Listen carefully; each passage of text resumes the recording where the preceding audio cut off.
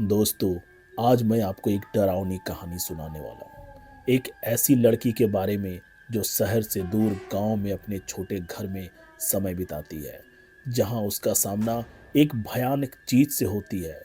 चलिए शुरू करते हैं। मेरा नाम मेघडा है और मैं 26 साल की हूँ। मैं शहर में एक ऑफिस में काम करती हूँ। छुट्टियों में मुझे शहर की भीड़ भाड़ से दूर किसी गांव में समय बिताना बहुत पसंद है। एक छोटे से गांव में मेरा एक झोपड़ी है जो कि जंगल के बिल्कुल किनारे में बसा हुआ है। पर एक हादसे के बाद मैंने उस गांव में जाना छोड़ दिया। मैं काम से बहुत थक गई थी। मुझे आराम की सख्त ज़रूरत थी, इसलिए मैंने शहर से बाहर जाने की सोची। मैं अपने घर आई, अपना सामान पैक किया और अपनी कार से गांव की तरफ निकल गई।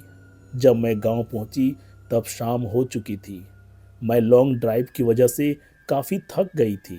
मैं सीधे बिस्तर पर गई और सो गई। आधी रात को मेरा कार के अलार्म के बजने के कारण मेरी नींद खुली।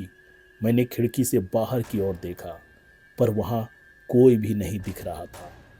मैंने अपनी कार की चाबी ढूंढी और अलार्म को बंद किया। जब वो तेज अलार्म बंद हुआ तो मैं फिर से बेड पर लेट गई और सोने की कोशिश करने लगी। थोड़ी देर बाद फिर से अलार्म बजने लगा।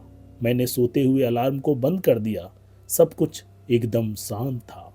चारों तरफ खामोशी थी। कुछ 5 मिनट बाद अलार्म तीसरी बार बजा।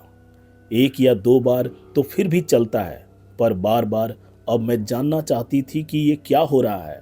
ऐसा तो नहीं कि कोई मेरे साथ मजाक कर रहा हो, पर इस समय इतनी रात को मैं पर्दे के पास खड़ी होकर देखने लगी।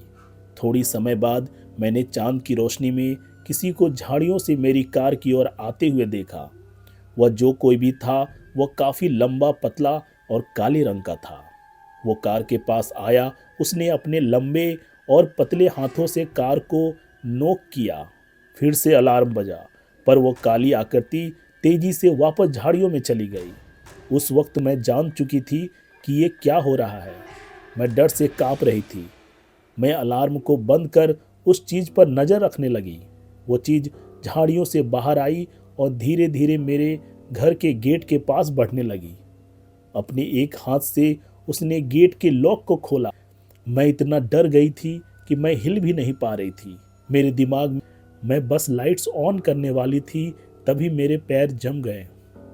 वो काली आकृति खिड़की के यहाँ खड़ी थी।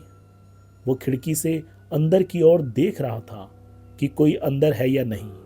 मैं जल्दी से अपने सोफे के पीछे छुपकर देखने लगी। तब मुझे समझ आया कि कार के साथ छेड़छाड़ करना केवल उसका अपने शिकार को बाहर लाने का तरीका था। मैं उसके डरावने चेहरे से अपनी आंखों को हटा नहीं पा रही थी। उसकी चमड़ी राख की तरह थी, जिस पर सिलवटें पड़ी हुई थी। उसकी आंखें छोटी और पूरी तरह से काली थीं। उसकी नाक की जगह पर दो बड़े बड़े गड्ढे थे। उसके चेहरे पर होठों की जगह बड़े बड़े पैने दांतों की दो लाइनें थी। उसकी सांस बहुत भारी और डरावनी थी, जो कि खिड़की पर भाप की तरह साफ नजर आ रही थी।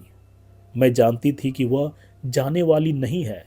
खिड़की के पास थोड़ी देर तक खड़े रहने के बाद मुझे उसकी फ्रंट डोर को खोलने की आवाज आई। मैंने देखा कि वो दरवाजे के हैंडल को खोलने की कोशिश कर रहा था और उसके बाद उस जानवर ने एक तेज आवाज निकाली। वो आवाज किसी इंसान की तो नहीं हो सकती थी। वो आवाज ऐसी थी कि मानो कोई पागल कुत्ता हड्डी को चबा रहा हो। गहरी तथा भयंकर जानवर के गुर्राने की आवाज थी। मैं जानती थी कि यदि उसने मुझे देख लिया तो यह कुछ भी कर अंदर आ जाएगा। मैंने अपने आप को सोफे के पीछे छिपाया। मैंने सोफे की परछाइयों में छिपना चाहती थी और बिल्कुल भी आवाज नहीं करना चाहती थी। मेरी आंखों से आंसू बह रहे थे। मैं अपनी नसों की आवाज सुन पा रही थी। मैं बस मरने ही वाली थी। मुझे नहीं पता था कितनी देर तक वह छिपी रहेगी। जब मैं उठी तो मैंने दरवाजे की तरफ देखा। वह जानवर जा चुका था। दरवाजा अपनी जगह पर था और सब कुछ सेफ लग रहा था। मैं सीढ़ियों से ऊपर की तरफ गई और मैंने खिड़की से बाहर की ओर देखा। बाहर रोशनी थी। वहां पर किसी भी तरह का कोई खतरा नहीं था। मैंने इस मौके का फ़ायदा उठाया और अपनी चाबियां उठा ली। मैंने अपना सामान भी नहीं लिया। मैं कार की तरफ भागी। मैं कार में गई और दरवाजे को बंद कर दिया। जितनी तेजी से हो सके उस गांव से बाहर निकल गई। मैं तब तक गाड़ी चलाती रही जब तक मैं शहर ना पहुंच गई। जब मैं अपने अपार्टमेंट पहुंची तो मैंने रेडियो ऑन किया और मैं एक न्यूज़ सुनने लगी। अनाउंसर ने कहा कि गांव से 2 लड़कियों की लाशें मिली है।